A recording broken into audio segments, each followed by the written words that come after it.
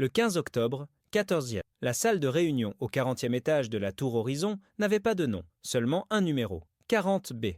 L'air y était froid, recyclé, sentant le verre propre et l'ambition coûteuse. Julien Moreau était assis sur une chaise en cuir noir qui semblait trop grande pour lui. Il portait son uniforme de travail, un polo bleu marine avec le logo discret de la société de maintenance, Service Technique Horizon. Ses mains, habituées aux outils et aux circuits électriques, reposaient sur ses genoux, immobiles. Il n'avait rien à faire ici. Son domaine, c'était les sous-sols, les gaines techniques, les plafonds, pas les sommets où les décisions tombaient comme des couperets silencieux. En face de lui, de l'autre côté d'une table en bois sombre, longue comme un jour sans pain, se tenaient deux hommes en costume. Le plus âgé, la soixantaine impeccable, cheveux argentés et regard d'acier, se présenta comme maître du bois.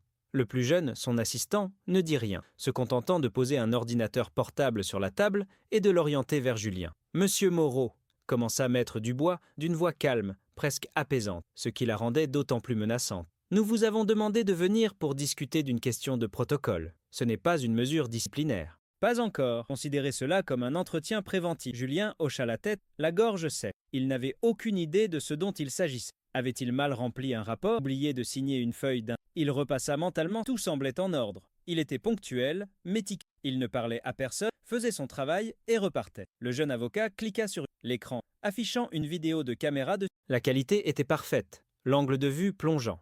On y voyait l'entrée principale de la tour, une esplanade balayée par le vent de la Défense. La date et l'heure s'affichèrent dans le coin. 15 octobre, 07h58. Il se reconnut immédiatement. Sa silhouette, un peu voûtée par la fatigue, se dirigeant vers la porte tambour. Puis il s'arrêta. Sur la vidéo, on voyait une femme assise sur le rebord en béton d'un parterre de fleurs vides. Elle était emmitouflée dans un vieux manteau, un bonnet enfoncé sur la tête. Elle ne demandait rien, ne regardait personne. Elle était juste là. Chaque matin, Julien, sur l'écran, s'approcha d'elle. Il lui tendit un gobelet en carton et un petit sac en papier. Elle leva la tête, un bref instant. On ne distinguait pas son visage. Elle prit ce qu'il lui offrait, hocha la tête. Julien lui répondit par un autre hochement de tête et entra dans le bâtiment. La scène entière avait duré moins de 10 secondes. Le jeune avocat fit défiler plusieurs autres vidéos.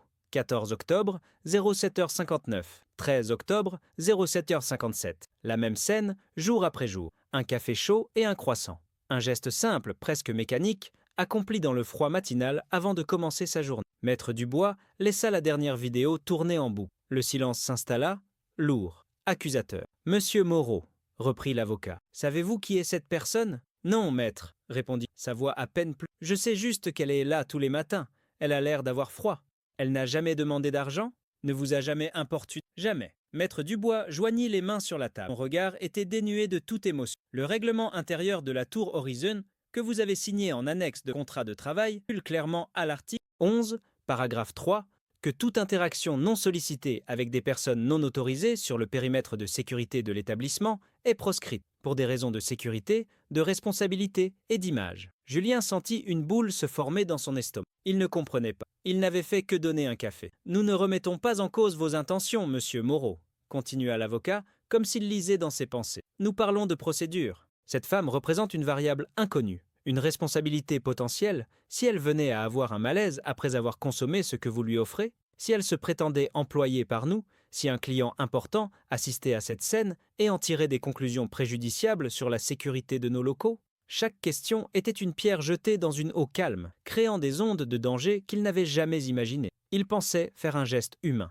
Ils y voyaient un risque juridique. « Je ne savais pas », parvint-il à dire. « L'ignorance du règlement n'excuse pas sa transgression », rétorqua maître Dubois, le ton toujours aussi plat. « Pour l'instant, nous allons consigner cet entretien.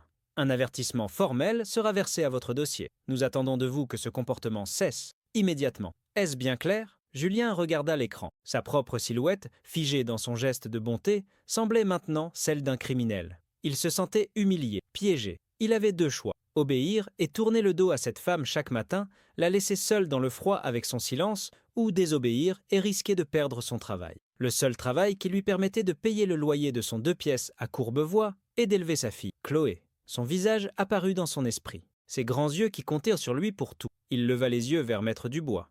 Le choix était impossible, mais la réponse, elle, était évidente. Il n'avait pas le droit de prendre ce risque. « C'est clair, » dit-il, la voix brisée par une honte qu'il ne comprenait pas. « Parfait, » conclut l'avocat en se levant. « Nous sommes heureux d'avoir pu clarifier ce point avec vous. L'assistant de direction vous raccompagnera. Il n'y eut pas de poignée de main, juste le bruit sec de l'ordinateur portable qui se referme. Julien se leva, les jambes tremblantes. En sortant de la salle 40B, il se sentit plus petit, plus insignifiant que jamais, comme si l'immense tour de verre et d'acier venait d'absorber une partie. La sonnerie de son réveil marqua 06 jours. Dehors, le ciel était encore d'un noir d'encre, à peine teinté de l'orange maladif des lumières de la ville. Le petit appartement de Julien était silencieux, à l'exception du léger ronronnement du réfrigérateur. Il se leva sans bruit, enfilant un vieux pull par-dessus son pyjama. Chaque geste était une routine, une danse silencieuse qu'il exécutait chaque matin pour ne pas réveiller Chloé. L'appartement était modeste, mais impeccable. Un 2 pièces au 4e étage d'un immeuble des années 70 à Courbevoie. Les murs étaient peints en blanc cassé, ornés des dessins de sa fille,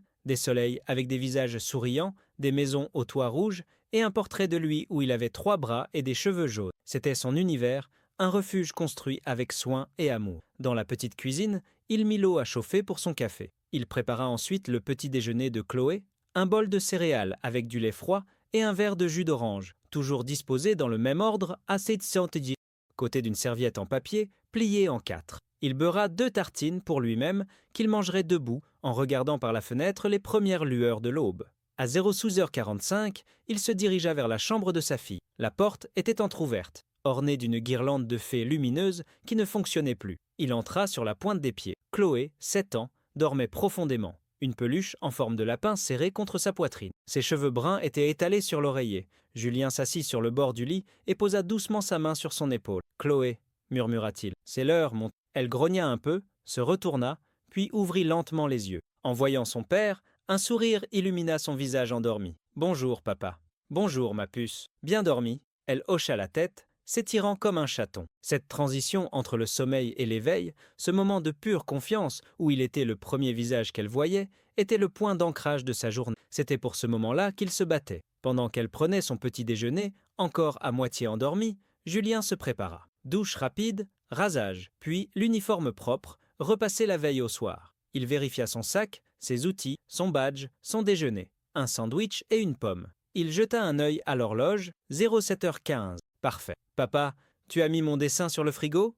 demanda Chloé, la bouche pleine de céréales. Il se tourna. Un nouveau chef-d'œuvre était fixé par un aimant en forme de coccinelle. Une version encore plus audacieuse de lui, cette fois avec un chapeau pointu. Bien sûr, c'est le plus beau de tous. Elle rayonna. Ce simple échange suffisait à remplir l'appartement de chaleur. À 07h30, ils étaient beaux et prêts. Chloé enfilait son manteau rose, son cartable décoré de licornes sur le dos. Julien ferma la porte à double tour. Le couloir de l'immeuble était silencieux. Ils descendirent les 4 étages à pied, la petite main de Chloé glissée dans la sienne. Leur trajet était une autre routine immuable. 10 minutes de marche jusqu'à l'école primaire Jean Jaurès. Ils parlaient un peu. Chloé observait les chiens, les vitrines des magasins, les gens qui couraient pour attraper leur but. Julien, lui, s'imprégnait de la présence de le poids de sa main, le son de ses pas à côté des siens. C'était sa force. Devant le portail de l'école, il s'accroupit pour être à sa hauteur. Il rajusta le col de son manteau. « Sois sage, d'accord ?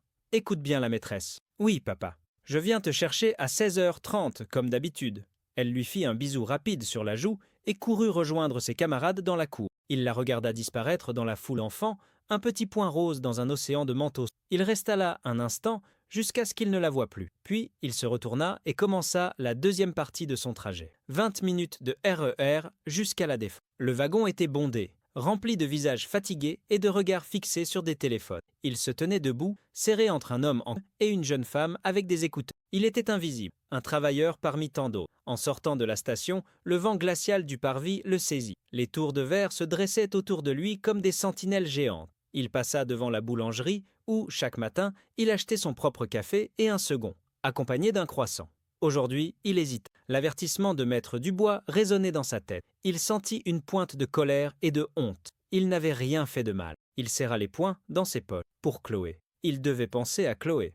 Il entra dans la boulangerie, mais ne commanda qu'un seul café, juste pour lui. En sortant, le gobelet chaud dans sa main, il se sentit lâche. C'était juste un café. Mais aujourd'hui, il pesait 1 tonne. Les jours qui suivirent l'entretien furent tendus. Julien avait changé sa routine. Il arrivait maintenant à 07h50, traversait l'esplanade d'un pas rapide, les yeux fixés sur la porte d'entrée de la tour, horizon, évitant de regarder vers le banc de béton. mais il la sentait. Il sentait sa présence silencieuse, une petite tache sombre dans sa vision périphérique. Chaque matin, en passant devant elle sans s'arrêter, il sentait une brûlure dans sa poitrine. C'était un mélange de culpabilité et de ressentiment envers ceux qui l'avaient forcé à agir ainsi. Le premier jour, il avait cru qu'elle le regarderait, qu'elle montrerait de la déception ou de l'incompréhension, mais elle ne le fit pas. Son visage resta baissé, comme toujours. Elle ne semblait même pas avoir remarqué le changement. Ou si elle l'avait fait, elle le gardait pour elle. Cette absence de réaction le troublait encore plus. C'était comme s'il avait rompu une promesse silencieuse que lui seul avait faite.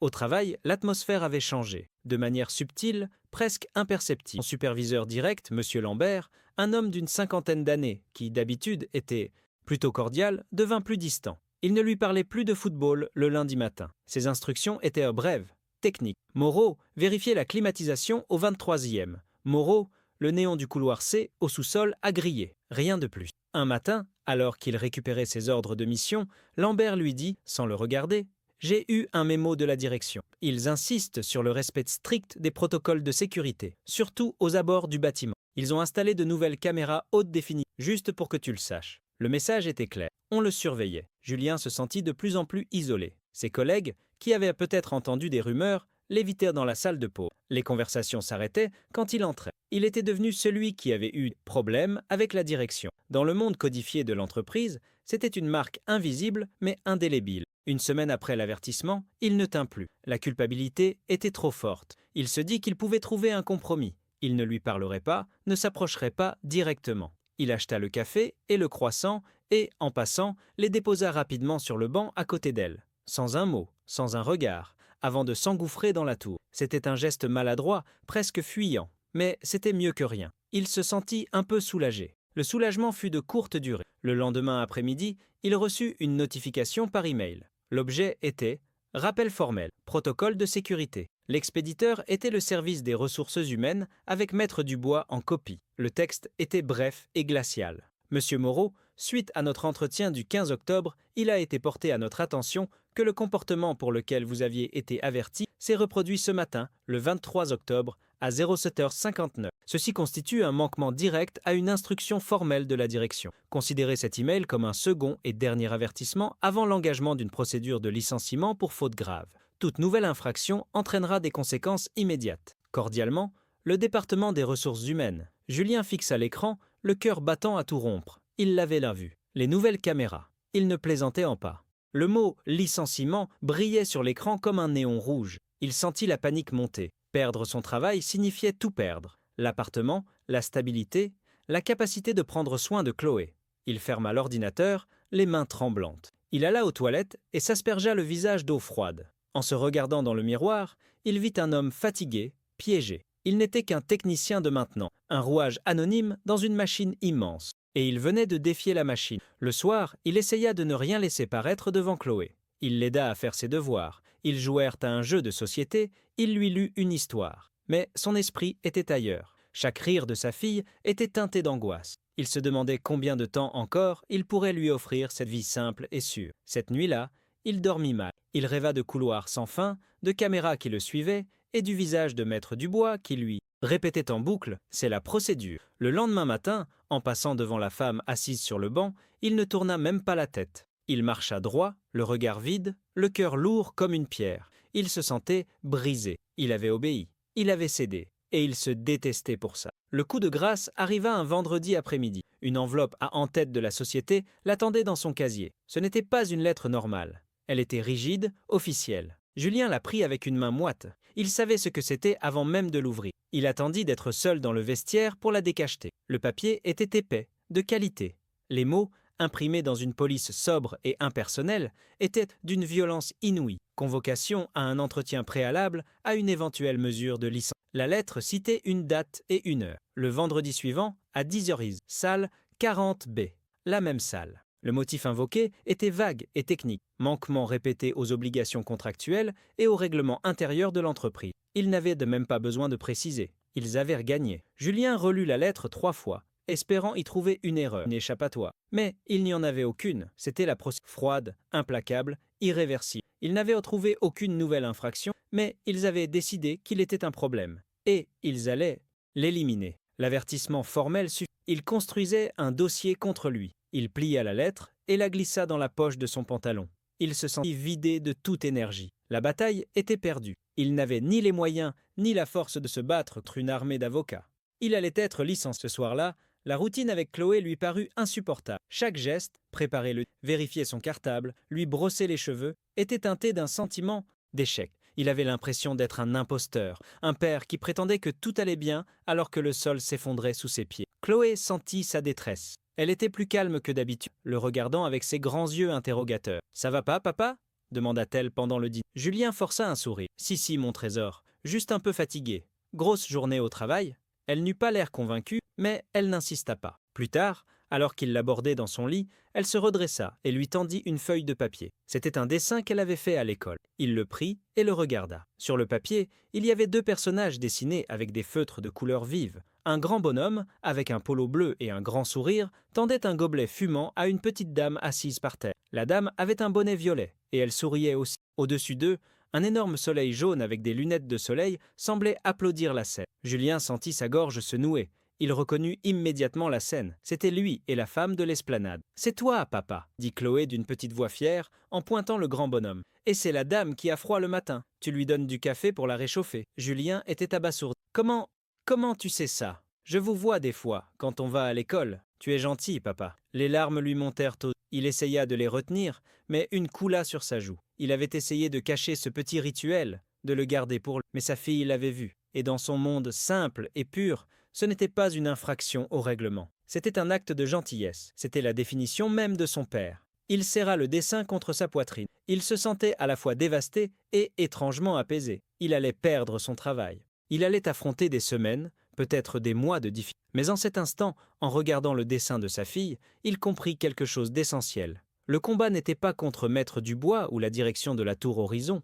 Le vrai combat, c'était de rester l'homme que sa fille avait dessiné sur cette feuille de papier. L'homme qui, même face à la peur, choisissait d'être gentil. Il embrassa Chloé sur le front. « Dors bien, mon trésor. Tu aimes mon dessin ?» Il la regarda dans les yeux. Les siens encore humides. « C'est le plus beau dessin du monde. » Cette nuit-là, il ne dormit toujours pas. Mais ce n'était plus à cause de l'angoisse. C'était à cause d'une décision qui prenait forme en lui, claire et solide comme le roc. Il ne savait pas comment il allait s'en sortir, mais il savait ce qu'il devait faire. Il n'irait pas à cet entretien en victime. Il y irait en tant que père de Chloé. La semaine qui précéda l'entretien fut étrange. Julien continua son travail avec le même professionnalisme, la même méticulosité. Il répara des fuites, changea des ampoules, vérifia des disjoncteurs. Mais quelque chose en lui avait changé. La peur avait été remplacée par une sorte de calme résigné. Il avait accepté l'issue la plus probable, son licenciement, et cette acceptation l'avait libéré. Il ne se battait plus pour son emploi. Il se préparait à défendre sa dignité. Il passa ses soirées non pas à chercher un avocat ou à préparer une défense, mais à mettre de l'ordre dans sa vie. Il fit ses comptes, calcula combien de temps il pourrait tenir avec ses maigres économies. Il mit à jour son curriculum vitae. Il nettoya son appartement de fond en comble comme pour se préparer à un nouveau départ. C'étaient de petites actions, concrètes, qui lui donnaient un sentiment de contrôle. Chaque matin, il passait devant la femme sur le banc. Il ne lui donnait plus de café, mais il ne détournait plus le regard. Il la regardait brièvement et lui adressait un léger hochement de tête, un signe de reconnaissance silencieux, un adieu discret. Elle lui rendait son salut, toujours sans un mot. C'était tout, mais c'était sûr. Il n'avait plus honte. Le jeudi soir, la veille de l'entretien, il vida son casier au travail. Il ramena ses personnels, une photo de Chloé, une tasse, un vieux pull, dans un petit sac en carton. Son superviseur, M. Lambert, le vit faire. « Tu prends de l'avance sur le week-end, Moreau ?» demanda-t-il, un peu mal à l'aise. « On peut dire ça comme ça », répondit Julien calmement. Lambert hésita, puis ajouta à voix basse « Écoute, pour demain, sois prudent. Dis-leur ce qu'ils veulent entendre. Excuse-toi. Dis que tu as compris la leçon. Ce sont des gens de pouvoir. Ils aiment qu'on leur donne raison. C'est juste un mauvais moment à passer. » Julien le regarda. Il ne voyait pas de méchanceté dans les yeux de Lambert, seulement de la peur. La peur d'un homme qui avait appris depuis longtemps à courber l'échine pour « Merci du conseil, monsieur Lambert », dit-il simplement. Le vendredi matin, il se leva à la même heure. Il prépara le petit déjeuner de Chloé, il l'emmena à l'école. Devant le portail, il la serra un peu plus fort que d'habitude dans ses bras. « Tout ira bien, papa ?» demanda-t-elle, comme si elle sentait la solennité. « Tout ira très bien, mon trésor », répondit-il, et pour la première fois depuis des semaines, il le pensait vrai. À 09h45, il se présenta à l'accueil du 40e étage. Il portait son uniforme de travail, propre et repassé. Il ne voulait pas se déguiser en quelqu'un d'autre. Il était Julien Moreau, technicien de maintenant. C'est en tant que tel qu'il serait jugé. L'assistante le fit entrer dans la salle 40. La scène était la même, mais les acteurs étaient plus nombreux. Maître Dubois était là, toujours aussi impérial. Son jeune assistant était à ses côtés, l'ordinateur portable ouvert. Il y avait aussi la directrice des ressources humaines, une femme au visage sévère, et M. Lambert, qui évitait son regard. On lui indiqua la même chaise isolée. La directrice des RH commença la procédure d'une voix monocorde, lisant un texte légal sur les raisons de la convocation. Julien écoutait sans vraiment entendre. Les mots « faute »,« procédure »,« droit » flottaient dans l'air froid de la pièce. Quand elle eut terminé, Maître Dubois prit la parole. « Monsieur Moreau, nous vous avons donné 2 avertissements. Nous avons tenté de vous faire comprendre la gravité de la situation. Malgré cela, nous avons des raisons de penser que votre attitude n'est pas compatible avec les impératifs de notre entreprise. Avant que nous ne prenions une décision finale, la loi vous donne le droit de vous expliquer. Avez-vous quelque chose à dire pour votre défense ?» Le silence se fit. Tous les regards étaient tournés vers lui. Ils s'attendaient à des excuses, à des supplications, à des promesses. Julien prit une profonde inspiration. Il regarda chacun d'entre eux, droit dans les yeux. « Je n'ai pas grand-chose à dire, » commença-t-il d'une voix posée, étonnamment stable. « Ce que vous me reprochez, c'est d'avoir donné un café et un croissant à une personne qui avait l'air d'avoir froid et faim. Je l'ai fait. Je ne le nie pas. » Il fit une pause. « Vous parlez de protocole, de sécurité, de responsabilité. Je comprends, mais je ne vis pas dans ce monde. Je vis dans un monde où, quand on voit quelqu'un dans le besoin, on l'aide si on peut. C'est ce que j'apprends à ma fille. » Il se tourna légèrement vers M. Lambert. « On m'a conseillé de m'excuser, de dire que j'avais compris. Mais si je faisais ça, je mentirais. Je ne regrette pas mon geste. Je regrette seulement qu'il me coûte mon travail. Mais il y a des choses plus importantes qu'un travail. » Il se tut. Il avait dit ce qu'il avait à dire. Simple, direct, sans colère ni pathos. Un silence glacial s'installa dans la pièce. La directrice des RH semblait choquée par son audace. Maître Dubois le fixait, son expression indéchiffrable. « C'est donc tout ce que vous avez à dire ?» demanda l'avocat, le ton plus. « Aucune excuse, aucune prise de conscience de votre erreur professionnelle. »« Mon erreur n'a pas été professionnelle, » répondit Julien. « Elle a été humaine, et je l'assume. » Maître Dubois eut un léger sourire méprisant. Il se tourna vers la directrice des RH. « Je pense que la situation est parfaitement claire. La faute est caractérisée et assumée. Nous pouvons… » Il n'eut pas le temps de finir sa phrase. La porte de la salle de réunion s'ouvrit sans qu'on ait frappé. Une femme entra. Julien la reconnut immédiatement, même si elle était méconnaissable. Elle ne portait plus de vieux manteau ni de bonnet. Elle était vêtue d'un tailleur-pantalon gris anthracite d'une coupe parfaite, d'un chemisier en soie blanche. Ses cheveux, qu'il n'avait jamais vraiment vus, étaient coiffés en un chignon élégant. Son visage, débarrassé de la fatigue et du froid, révélait des traits fins et une autorité naturelle. C'était la femme du banc. Mais c'était aussi une autre personne. Le silence dans la salle 40B devint assourdissant. Maître Dubois se figea, la bouche entr'ouverte. La directrice des ressources humaines se leva d'un bond, le visage blême. M. Lambert semblait avoir vu un fantôme. Seul Julien resta assis, simplement stupéfait. La femme s'avança dans la pièce d'un pas assuré. Son regard balaya l'assemblée, s'arrêtant une seconde sur chaque visage, avant de se poser sur Maître Dubois. « Maître » dit-elle d'une voix calme, mais qui portait une autorité sans appel. « Je crois que cet entretien est terminé. » L'avocat, habituellement si maître de lui-même, bégaya. « Madame de la Roche, que faites-vous ici? Nous ne vous attendions pas. »« C'est évident, » rétorqua-t-elle sèchement. Elle se tourna vers la directrice des RH. « Madame Valois, vous pouvez disposer, ainsi que vous, monsieur Lambert, et votre assistant, maître. » Personne ne bougea pendant une seconde, comme si l'ordre était trop surréaliste pour être coupé. Puis, lentement, ils se levèrent et quittèrent la pièce en silence, sans oser croiser son regard. La porte se referma, laissant Julien seul avec Maître Dubois et cette femme qu'il connaissait sous le nom d'Élise, mais qui était apparemment Madame Geneviève de la Roche. Elle s'approcha de la table et resta debout, face à l'avocat. « Dubois, dit-elle, le ton glacial, pendant 3 mois, je me suis assise sur ce banc, devant mon propre immeuble. 3 mois. Mon mari est décédé l'année dernière. Il a bâti cet empire, cette tour, et après sa mort, je me suis sentie déconnectée, entourée de gens comme vous qui ne voient ce monde qu'à travers des contrats et des clauses de responsabilité. Je voulais savoir s'il restait la moindre trace d'humanité dans l'entreprise qu'il avait créée. » Elle marqua une pause, son regard se posant sur Julien. « Pendant 3 mois, des milliers de personnes sont passées devant moi. Des cadres supérieurs, des employés, des visiteurs. Ils m'ont ignoré, regardé avec mépris ou avec pitié. Personne ne m'a vu, sauf lui. » Son doigt pointa Julien. Cet homme, Monsieur Moreau, a été le seul. Chaque matin, sans jamais rien demander en retour, sans même chercher à savoir qui j'étais, il m'a offert un café chaud. Un simple geste de décence humaine. Et comment avez-vous réagi, vous, le gardien zélé de mes intérêts? Vous l'avez traqué, vous l'avez menacé. Vous avez tenté de le briser pour avoir fait preuve de la seule qualité que je cherchais. Maître Dubois était livid. Madame, avec tout le respect que je vous dois, c'était un risque pour la sécurité. Un risque pour vous. Je ne faisais que mon travail. Je vous protégeais. Vous ne me protégiez pas, me coupa-t-elle, sa voix claquant comme un fouet. Vous protégiez un système froid, déshumanisé, que je ne veux plus. Vous avez utilisé les ressources de mon entreprise pour persécuter un homme bon. Votre mandat auprès du groupe La Roche est terminé. À compter de maintenant. Faites parvenir votre note d'honoraire finale à mon bureau. Mon assistante personnelle vous raccompagnera. L'avocat ouvrit la bouche pour protester, mais le regard de Geneviève de la Roche le cloua sur. Il comprit que toute discussion était vaine. Il ramassa ses affaires avec une lenteur humiliée et quitta la pièce sans un mot. Le silence revint. Julien était toujours assis, incapable de bouger, essayant de donner un sens à ce qui venait de se passer. Madame de la Roche se tourna enfin vers lui. Son expression s'adoucit. « Monsieur Moreau, Julien, je vous dois des excuses. Je n'avais pas prévu que mon expérience irait aussi loin.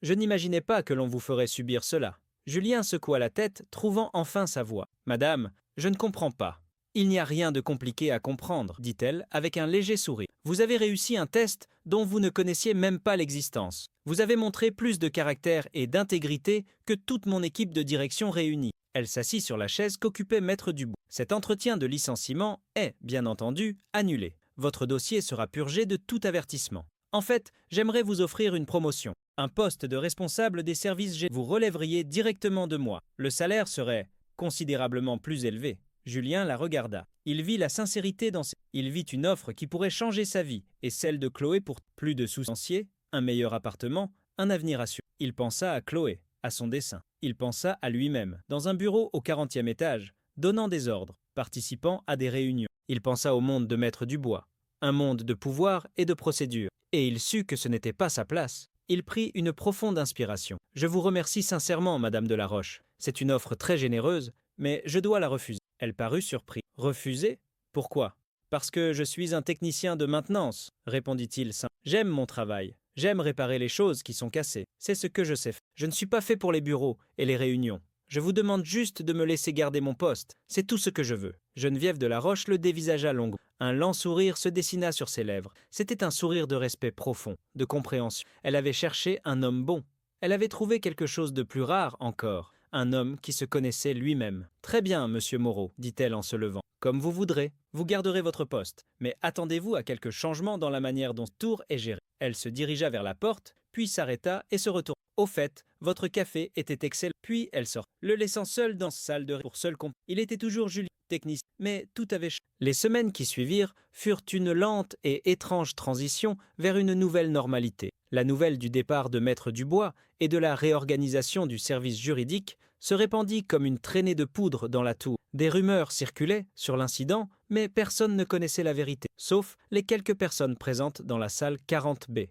Pour Julien, le changement le plus immédiat fut l'attitude de ses collègues. La méfiance avait été remplacée par un mélange de curiosité et de respect craintif. Il était devenu une sorte de légende mystérieuse, l'homme qui avait fait face à la direction et qui était toujours là. Monsieur Lambert, en particulier, était d'une politesse exquise. Il lui confiait les missions les plus simples, comme s'il avait peur de le déranger. Leur relation était devenue professionnelle, mais dénuée de toute chaleur. Un fossé s'était creusé entre eux, celui qui sépare un homme qui a obéi d'un homme qui a dit non. Julien n'en tira aucune fierté. Il se contenta de faire son travail, comme avant. Il trouvait une sorte de réconfort dans la familiarité de ses tâches. Le bruit d'un tournevis, l'odeur de l'huile de machine, la satisfaction de voir une lumière se rallumer. C'était son monde, un monde de choses concrètes et de solutions claires. Il ne revit plus Madame de la Roche. Parfois, en levant les yeux vers les étages supérieurs de la tour, il se demandait ce qu'elle faisait, si elle se souvenait de lui. Il n'attendait rien d'elle. L'incident était clos. Il avait conservé son travail, sa dignité et surtout la capacité de continuer à offrir une vie stable à Chloé.